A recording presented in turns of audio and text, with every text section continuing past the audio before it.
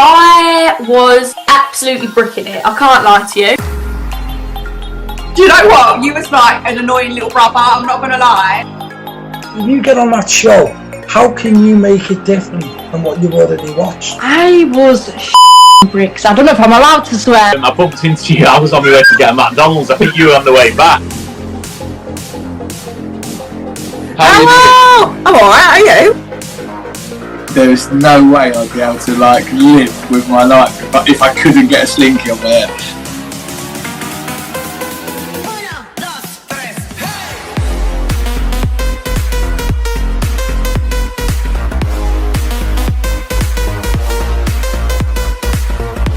Again, we are back with another 1990 beat contestant, someone who I was friends with on the show and hung around together, and it was one of literally, because everyone I became friends with went out, and so after my fifth or sixth or seventh or eighth friend left, I then became friends with Paul. And introduce yourself. Oh, I'm Paul Smailes. That show was an experience that'll stay in me forever, but will stay in me heart forever. He was like my son. I had Mia and Janet. Mia was my show 99 daughter, and Janet was my 99 wife. That was some experience, that well. Let me show you something quick, Paul. I forgot about this. Still got that. It's next to my bed. It's on the thing next to my bed. Like, yeah, excellent, mate. Do you know what? I was using that on one of my events. I was showing the guests how it worked, and they were blown away. Yeah. Can't describe it, mate. The crystal, whether it's, don't know, is it a trickery? But it's not. But it is good, isn't it? It's still next to my bed. Literally, there's like a little door next to my bed, and it's hooked over. Right. Well, you showed me that. Right. I'm going to show you something. I think obviously you know where I am now. This is the bed thing. Like, you know, some people at the side of the bed, you have a baseball bat, don't they, or a hammer? Yeah. Something crazy. You know what I have the side of my bed? A collection of Ouija boards. Oh yeah. No, and in the wardrobe, I've got a clown there that I use on the events and a ventriloquist dummy. So, but that's all part of me business. Jeez, you smashing the house here, mate.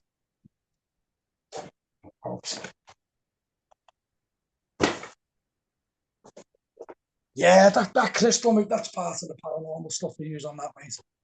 Yeah, so it was mint. I loved it. I know you did. It was unbelievable, and I didn't get chatting to you until a few days in. But obviously, before that, we did the few challenges and whatever, and we all kind of ended up and getting to know each other. What was your first impressions of the show?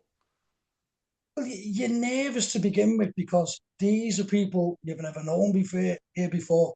I mean, a lot of people are characters, they're unique. Everyone's from a different place and what have you, different areas. So you sort of, because you're on your own, you sort of, I need to bond it, you know what I mean? But I'm that type of person. I get along with anyone. And I remember, like, it was yesterday, getting on, like, arriving there, and rather than get the taxi to pick me up or maybe home, like, when I got there, I thought, this is crazy. This has blown me away. Top hotel. I felt like a celebrity. Give your name and reception. It was fantastic, mate. Meeting all sorts of different people from different places. Blow me away, mate. It'll stay with me forever. No, it was brilliant. It was brilliant. It was, I mean, I turned up. Again, like you don't know what to expect, do you? You don't know what realistically is going to happen. Came down on the train, and then as soon as I got there, it was just like you said, everyone's name was, your key card were there, so I kind of sorted my room out, whatever, come back down, and then everyone's just there, and I'm like, whoa, so I'm just like chatting to everyone, just like, yeah, how you doing? And then like I ended up walking to McDonald's, and like it was like it was summer's night as well, wasn't it? It was just, I thought this is going to be brilliant, and I just wanted to win it, and you know how much I wanted to win it. My bet was on you and me. I give that to. I know. What part was it? He interviewed me on that. Go on, mate. Sorry. No, I was going to say, I'll go back to you. It's your interview. It's how did you feel about the first few challenges? Obviously, there was the bouncy the ball one. There was the spoon on the egg, not egg, whatever it was, ping pong ball. All of them. How were you feeling? Do you know what, Will? The first one, like, well, obviously, we all know what that was. And when you've got people sitting down, for an example, I'm sitting here now and they're shouting, Paul, it's to your right. Well, don't forget I'm that way. So my right's different from theirs. And geez, oh Christ, I laughed at that. Never laughed so much. But when I realised I was down to, it was just myself and another chap, I thought, geez, I was lucky there. Was it you in the last two? Yeah, last two, mate. There was me and I don't know his name, mate. He went out. Edward, I think you were called. That's it, mate. He went out. But I remember him interviewing me. And he said, how did you experience that? I come across, I thought I was coming across like a baby here. He said, I've never felt so many bloody legs in my life because you're just feeling around. But it was like, it was mind blowing because the klaxon goes off and it's just like a free for all. That first klaxon was like I mentioned that before because you don't know what it's gonna sound like, so you're just kind of waiting, thinking, "What is this?" And then it went. I was like, I mean, did you sprint straight into the middle, or did you? Well, you know, funny you should say that. You've got people next to you, and you have a plan, and you sell that plan, and they share the plan with you. But when the klaxon goes off, excuse the language, so you know what I mean, you're just bombing straight in. But that plan goes out the window. Sometimes a plan can work. But when you're in a situation like that, where the door's open, you've not time to think. And when you need a blindfold and what have you, you might have it in your head what you're going to do. But it's just pot luck. That's what it is. No, well, it was funny. I mean, I saw it. I've said this on other, and I thought, because obviously they all bounced on top of each other, didn't they? But I thought they'd just dart around the studio. I thought 100 people running blindfolded. So I'm thinking. So I just kind of braced myself for impact. I was looking at the guy opposite me and thinking, if we collide, this is going to be bad. But I got on one straight away. So out of what position did you come again? Second, there was me and that other chap left with the last two. No, I mean overall, like number 79 I was. Right. Sure, so what was your favourite out of the 21 that you ended up doing? That's a question and a half, that, mate. Team challenge. Because I said to the team, we need to all bond as one. And I was picking each other's strengths out. Well, they told me what their strengths were. And I said, like, you've got to be at the front and you do this. Some didn't like it. But then when we got through, they were all jumping to each other. You're right, Paul, because when you're doing a team challenge, I don't want to sound disrespectful, but if you've got someone who wants the big ego, the big 5 minutes, they could ruin it for everyone there. Yeah, I found that. The only way I can describe it with is, what have I got here? Some sort of a bracelet, a chain, something like that. This makes sense. It's a link and it's got to be strong. So if you've got a good team and you're all linked together, you're going to get through. It's when you've got a weak one, you want that little bit of extra limelight. And what I think were the hardest challenges, because people were in there and they were doing fantastic, but they went out on one person. But flipping the coin, I'm not having to go with that person. It's just that's the way it was. Unfortunately, if you go out on the team, you went out on the team. Where I went out on my own, I thought, well, I still went out on my own. Yeah, I was glad I went out on my own. But, I mean, I was one of the team ones. It was when you're rolling the ball down the gutter and you had to... Yeah, that's that. Yeah, that's the one I was talking about. Still moving on that. But were we on the same team on that? We were we? I think we were. I can't. What, mate? Like the play. Were you in the final two? No, we weren't, mate. No. I went out in the pasta one. Yeah. No. I mean, there was final two on the thing. We ended up. No. Sorry, no. We went out for it. We got through first. Yeah. Well, we went down to the last two in the final, and I remember I just stayed out of it really. Just thought whatever, because like you said, everyone's just chatting and trying to chip in. I thought I'll just stand here, whatever. I didn't believe I'd go out that early, and then we obviously didn't work. And they're all going around saying, I can't remember exactly what it was, but I think the end, it was either the end or the middle that had messed up. and they were saying, we need to change this, we need to change the end, we need. I said, right, hang on, that's it. Listen, don't change the thing that went right. I think I said he messed up for whatever it was. Change the end. Boom, done, sorted. And I had to. It nearly messed it up, and I had to sort it. It was like I usually didn't with them team games. I just kind of left it, but I thought, no way, I'm not going out because of you lot. And I was saying that on the mic actually. I hope it gets picked up. I was screaming. I was like, I'm not going out because it is. I was fuming about it. I was sprinting up and down and everything. I was not going out that early, but it was. I hope that gets shown properly because it was brilliant and I was mic'd up. So the one you went out on eventually, the pasta one, I remember it well. I was there. It was one of the only times I was actually encouraging anyone to try to help because I wanted you obviously to stay in. So I think they'll see that should be on camera. But apart from that, I wasn't bothered about anyone going out. But tell us about that. Jeez, you know what? When you got people behind you encouraging you, that's great. But it put me off because I was a bag of nerves. That's when I felt my age. But when it was the young lad, I forget his name, and he's a nice lad. He come in as an ex, he was a standby. It was harder for me because I remember them saying they're going to take the pasta shelf down to 5 instead of 6. Yeah. And people would give me great advice, and it did work. But then as I got so many on, it just snapped. For some reason, it kept biting at the back. And I just slammed back and I said, I can't do it. Can't do it. And then when the klaxon went off, I thought, oh, well, that's it. Then that one's over. I'm out. Well, I thought you got through. Sorry, when you lay back, I thought for some reason they'd like send you through and you were like celebrating, but I don't know. I gave up a shout to the young lad. I said, well done, mate. You know what I mean? I thought, it's the best man won on the day, but it's an experience that will stay with me forever. No, and it was brilliant, and obviously, so it was a pass. I mean, I went on a t-shirt once, so that was kind of one that there was no skill really in that. I don't think there was much skill in that pasta one. I think that was a bit kind of luck of the draw of how you could get it done. Yeah, I mean, maybe it's one pasta shell stronger than the other. You don't know, do you? Right. Do you know what, Will? Going back to the t-shirts, right? Everyone was exercising and warming up, right? But if you think of it, right, don't warm up because with a bit of luck, you're going to get that t-shirt last. So by then, it's getting a bit loose. So the more you're heating up and warming up, you're going to be knackered. So I just sat there and everyone's doing press-ups and all this. That frozen t-shirt one, yeah. Oh, no. So it worked for me. That's how I done it because when you're doing these challenges, have a game plan. Do you want to share it? Because at the end of the day, we all know each other. And yeah, there's a lot of friends come out of this, but it's a competition. Yeah. So you can crack something in your head. You don't do that. The tape one that had to go in the box.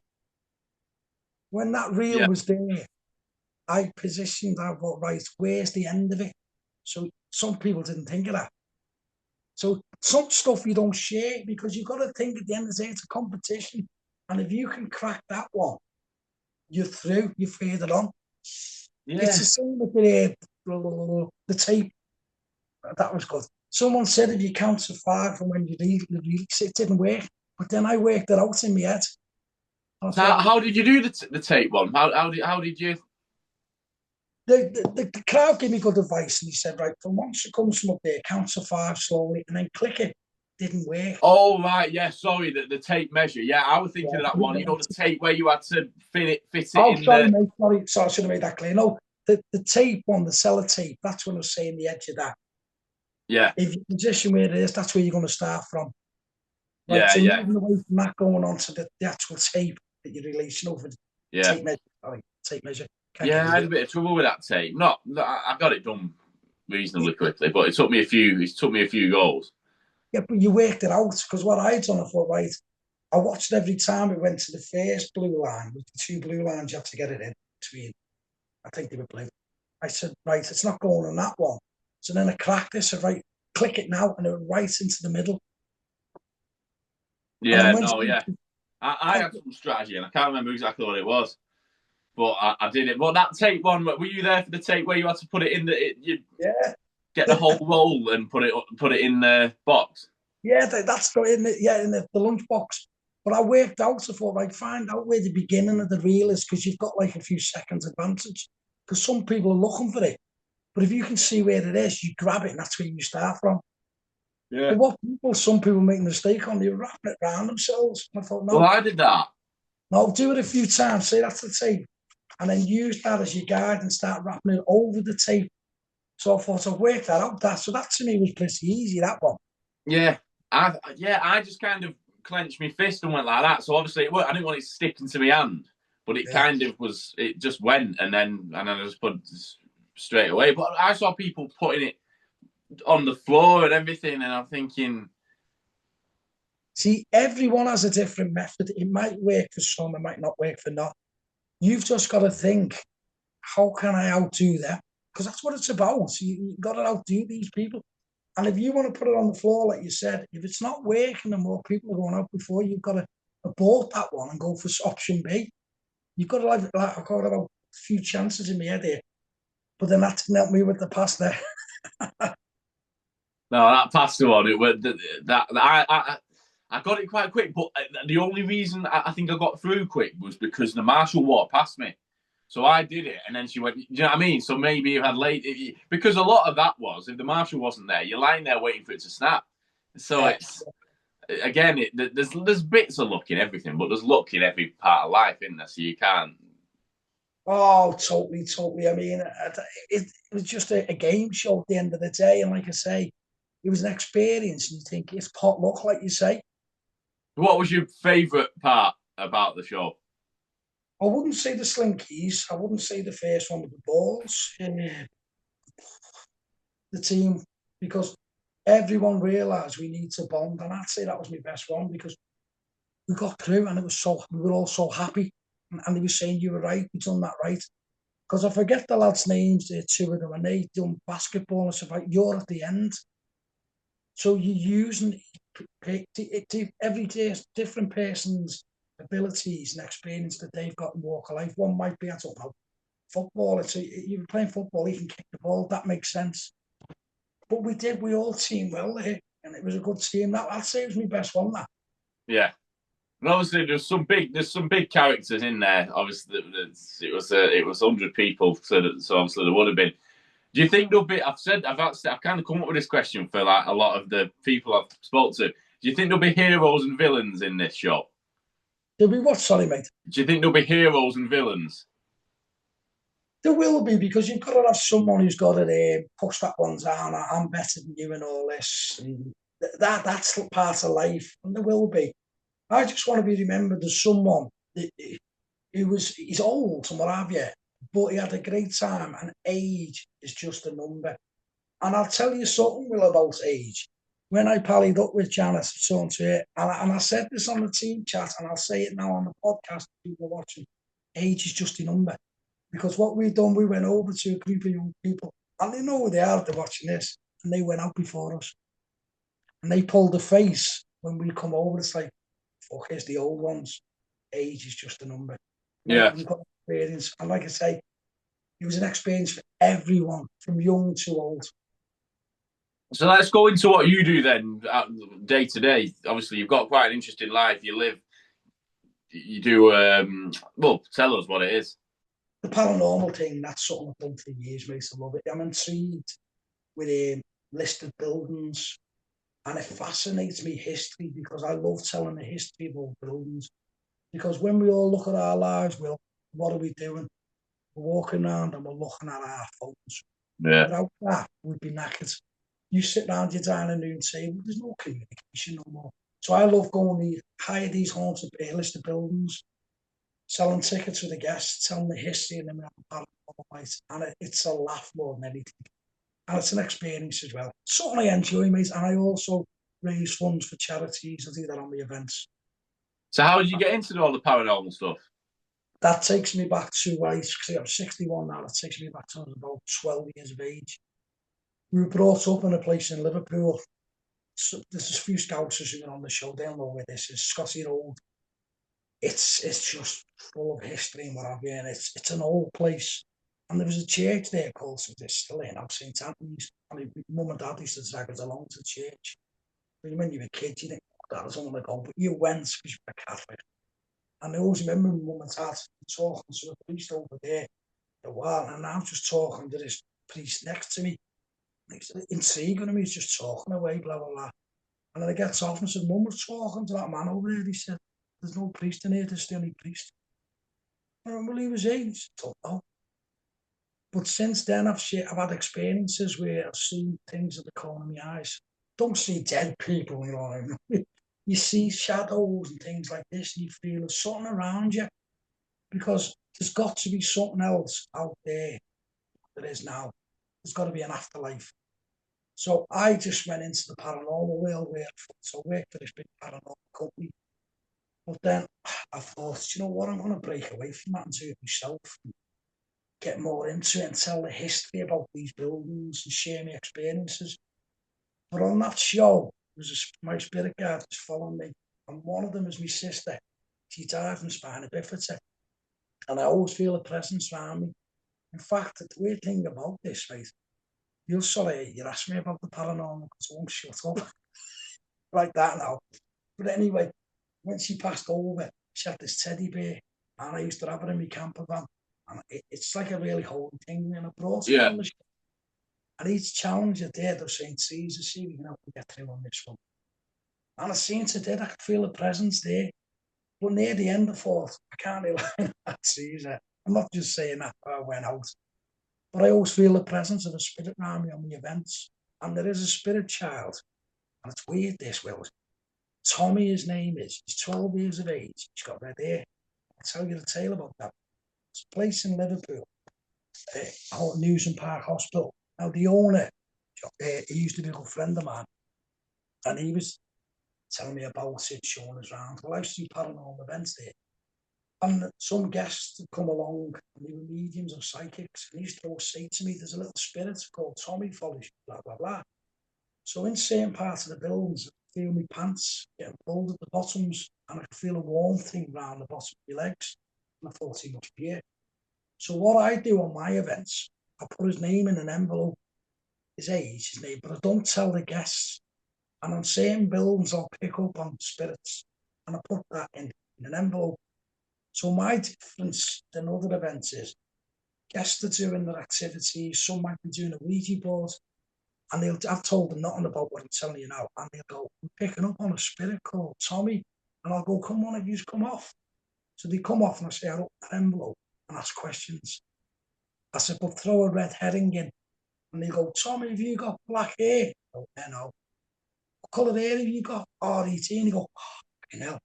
Or they'll go, oh, we just had an experience in such a part of the building. I said, right, have a look on that envelope, and you go, fucking hell, you're right. That's the difference between what I do and other companies, where I'll also tell them the history. And if they don't get an experience on a paranormal, like, they'll go, hey, do you know what? That building is so full of history. I'm fascinated with history.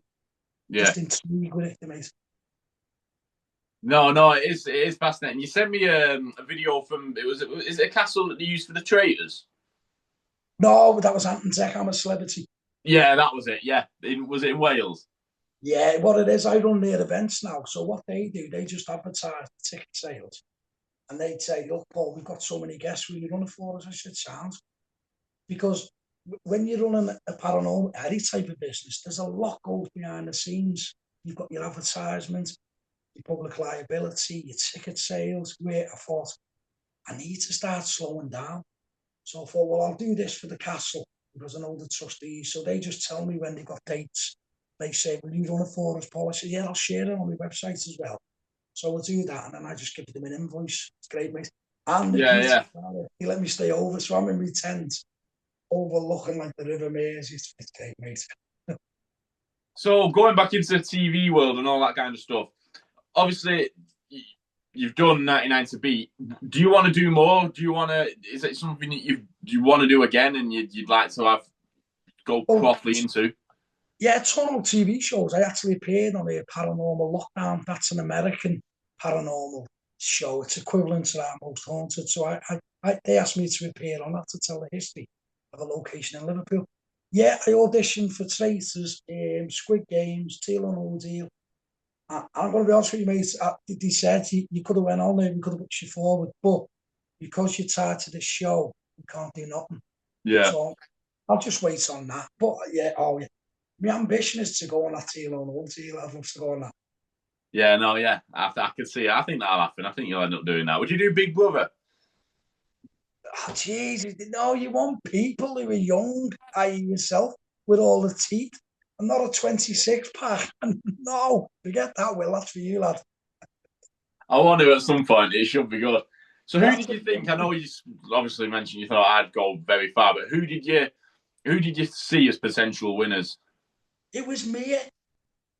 But then again, okay, I don't know how Mia got on and you didn't get all the way, but I'm thinking, I'm not going to sound like an arse licker here. Everyone was a winner on that show. Everyone was a character, but everyone was a winner.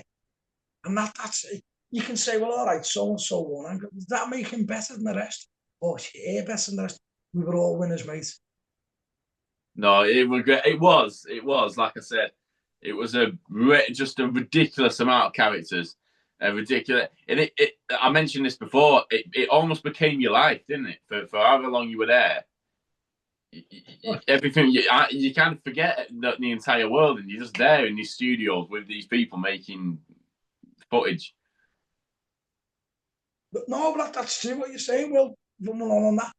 It's like I got through and I phoned the wife and said, oh, I'm through to the next round. And she's telling me, son, and you're probably thinking, he must have a brain.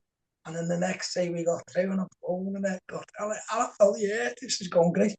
But as each day got on, I think I got a bit more cocky in myself because I remember walking to the studios and I had a cap on. I remember winking at the camera and I look back and think, excuse the language, you fucking prick, Paul, you know what I mean? You're going out now. But I went further than I expected.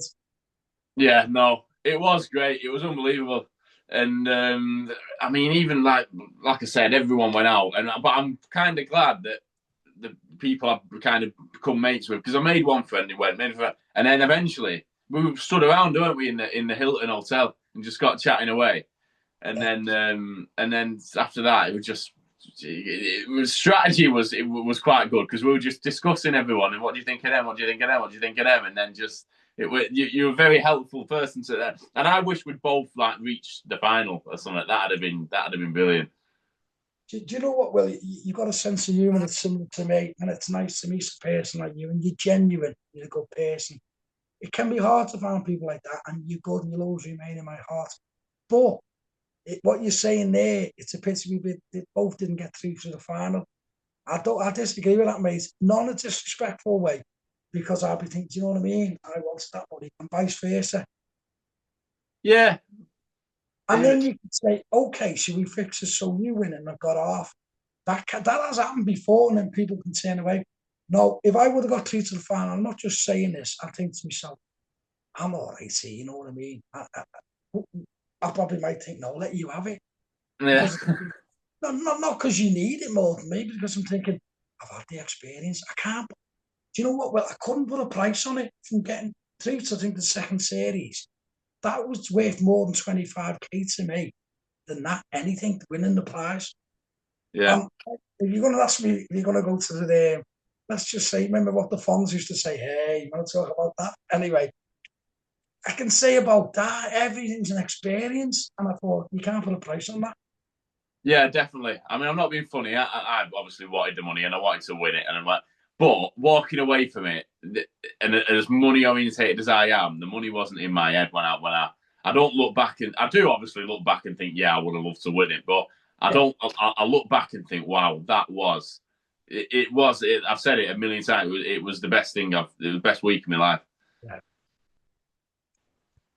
When you look at it, though, Will, you think, my opinion, was put up like a celebrity. Some people weren't happy with certain meals and movements. Do you know what I mean? Bollocks to that. What they done and what they put us up with, hotels. Yes. It was so. It was unbelievable. The way we got treated was unbelievable. It was brilliant.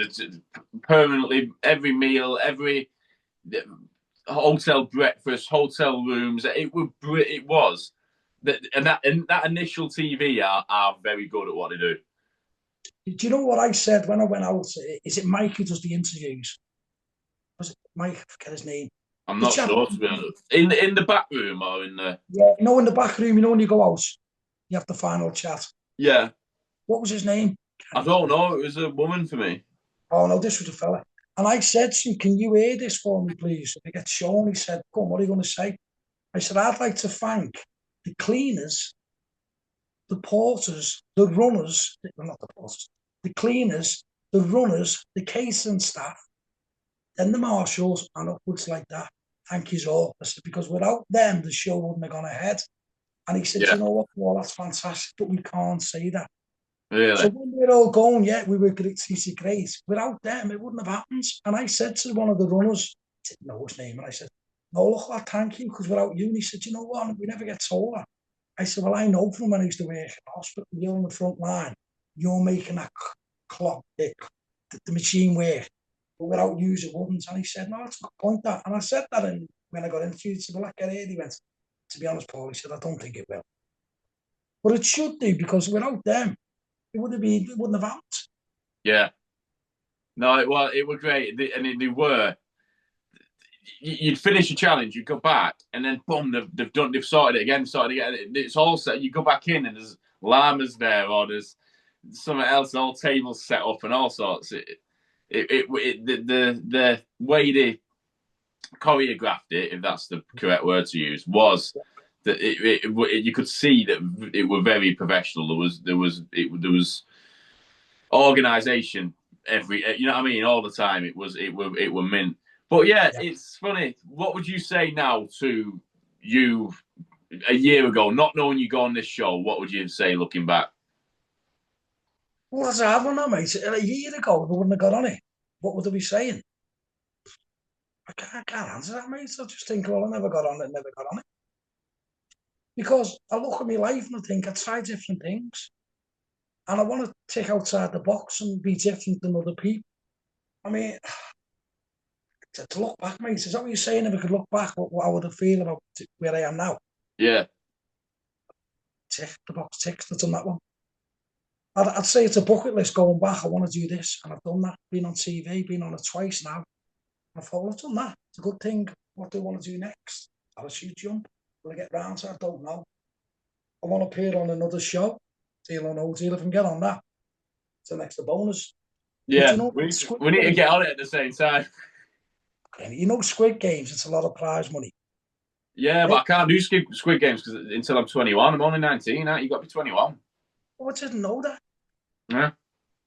You know, I didn't So know I that. tried. I wanted to apply for it. Traitors, you want to try for that, mate? That's good. Yeah. Traitors. That'd be brilliant. That I'd love that. I'd love the dynamics of that and be just being. It's like 99, but it's more up close. There's more. It's more backstabbing. Yeah, but as well, I think there's more planning involved. You got to be more meticulous in the way that you act, because that's psychological. That it's not just stupid games, as they put it. No, it's psychological warfare. it is though, but that can apply to 99 to beat, because you can psychologically get into someone's head. Say, for example, me and you are through to the final, and you know all my personal things, you know, got a disabled son, what have you. You could then start saying things to me about, do you miss him and all this, and it can get in someone's head. So when you're doing that Traces show, you're getting to know people. So you think outside the box. Yeah. It's all about reading people. And there's no games. There is games to be played in Traces as well. But can you trust that person? It's all about on these game shows, mate. I'm smiling now because I just can't wait to hopefully get on one of them shows one day. I just think it'd be brilliant. I just love the I love like that. Obviously, as fun as the show was, there was like an underlying tension and kind of just it was permanent. Like everyone was on edge. And I could sense it. I could sense everyone in a heightened state, and everyone was stressed out, and all that kind of. And I enjoy. That's where I'm kind of calm. That's where I kind of sit right. Do you know what I mean? At like a high, like, whoa, this is all kicking off. And I feel like a lot of people, that was like a big deal, and they had to step up. But where I was just comfortable with that, and I'd love like a 24-hour, 24/7 show like Big Brother, where you just permanently, everyone's on edge, you're permanently on your guard, you're not sleeping properly. Like, I just think that's brilliant. I could see you on that Big Brother. Well, I could see you on that, mate. But there's another thing. If you get on that show, how can you make it different than what you've already watched? So then you've got to think outside the box. And if I was to go on, I know I wouldn't go on it, but I'd be doing things like, overnight time, I'd be moving his clothes into his box to wind them up. Because you've got to think, what do the people, the public want to watch? And if you've got a wind up merchant in there, it's different. Yeah. Well, with 99, I kind of just went into that blind. I didn't really, I just developed my kind of strategy as I went along. I knew, obviously, we were amongst some very, energetic people. I thought, I'm just going to sit back and see what I can see and kind of let it all unfold. You know what I mean? I'm not trusting anyone. I'm not doing it. And I kind of did that, and that's what I do with any other show. But that's what I do with this podcast. All the podcasts, I don't prepare for them. I don't list questions out. So I used to when I first did like the first few interviews, but I just kind of let it happen. Do you know what I mean? And today I'm knackered because I worked all last night or whatever, and I probably was. This one's probably not been great, but it was. I don't even for this, even for all these podcasts, all these videos, I just go with it, and that's what I do. That's what I would do in the show. Yeah, but that's the thing about you, Will. You're unique, you're different, you're genuine. You're asking questions, yeah, you can sort of understand. You're just going with the flow. It's not like you're reading off a script and you go, you know what I mean? You're asking good questions. Going back to like the show, it's like when you go in there in the coach, you're all nervous, you're excited. And then when you get to them studios, when they open that door, so you go, it's like, this might sound crazy, when you go abroad and you step off the airport and that heat hits you. Yeah. You open that door, you go, whoa, and then you've got to think, how am I going to crack this one? Because like I say, no one knew. You were walking into the unknown. Yeah, it was the unknown. It was, and I could see. Someone said to me, Calvin said to me that he'd spoken to people and he felt like he couldn't get back to normal life after. And I can see why people would be like that, because you got so used to being in this, and then eventually bang you out and you're back to your job. It's a funny one. It is. So, well, I'm not saying it is. To me, it's not. It's just I've done it, I've experienced it, and everything's the same. It will be the same. And I can't see me walking down the streets and people saying, "Well, he's signed them." You know what I mean? You never know. You never know. I think it's going to be big. I think it's going to be a big hit in the UK. No, I'm not expecting it like that, but I'm made up. My granddaughters are going to watch it, and it's something they're going to be doing with the mates in the school playgrounds. Yeah. And it's a family entertainment show that probably before your time, Will, people stay in my generation of a Saturday to watch Saturday night TV. It was fantastic. You get up in the morning, I'm showing my age now. You'd watch Tiswas and what was a swap shop, and you go, oh, that's great. And then you'd have something in the night time, Bullseye, on all these shows. Oh, Bullseye, like, yeah. Was that when he said, let's have a look at what you could have won? Oh, you know what? I want a speedboat, and I used to live in the tower block. I can't use it, like. No, but that was entertainment and art, and you stayed in. Now, this is going to make it's going to bring families together. They're going to watch it and go, oh, look at them, they're funny. Match one is going to be like Gogglebox. We're going to get ripped to bits, mate. Speedboat. That Gogglebox, the brother and sister, they're my favourite characters in it. I've never watched it. I've seen bits of it, obviously. You see bits of shows, but I've never. I don't watch TV as much. I've been on it, obviously, and I love the creation of it and being in it, but I don't really sit and I watch the news. Like, how many nights do you sit and watch the news? I love it. I'm like watching all politics and stuff like that. But no, I'll watch a bit of it. The soaps, I'll watch that because she'll watch it. And I only watch Emmerdale Farm because it's only the fresh air I get, mate. Well, Jackie, It's been great. It's been brilliant. I've got another podcast literally at about 7 o'clock. So I'm just doing a ton of interviews now. I want to get as many people on as I can. I wanted to do all 99. I don't think that'll happen in all fairness, but I've done all right with it. So, honestly, I appreciate you coming on. Appreciate your time. And we need to catch up at some point, definitely, because we've got a lot to catch up about. Definitely, mate. And like I say, and that applies to the others who are watching, the 31st of May, Shrewsbury Prison. If anyone's interested, let us know. I'm doing an event there. Yeah, definitely. Don't say that. If I'm around, if I'm in the country, I'll try my best to get there. I will. Well, don't be in the country, mate. You're only young once. Enjoy your life. Travel. No, travel as much as you can, mate. Enjoy it, mate. Yeah, I'll be back out. I'm back out in Ukraine in under 2 weeks, so that should be. I'll probably have been by the time this come out. I might be uploading this podcast in my hotel room in Kyiv or something. But yeah, it's obviously I'll release this after you've been out, so it kind of all correlates then, doesn't it? And yeah, anytime. Well, listen, you look after yourself, and when you go out to Ukraine, you take extra care, mate. Thanks a lot, mate. Cheers, pal. Well, mate, bless you. Take care, mate.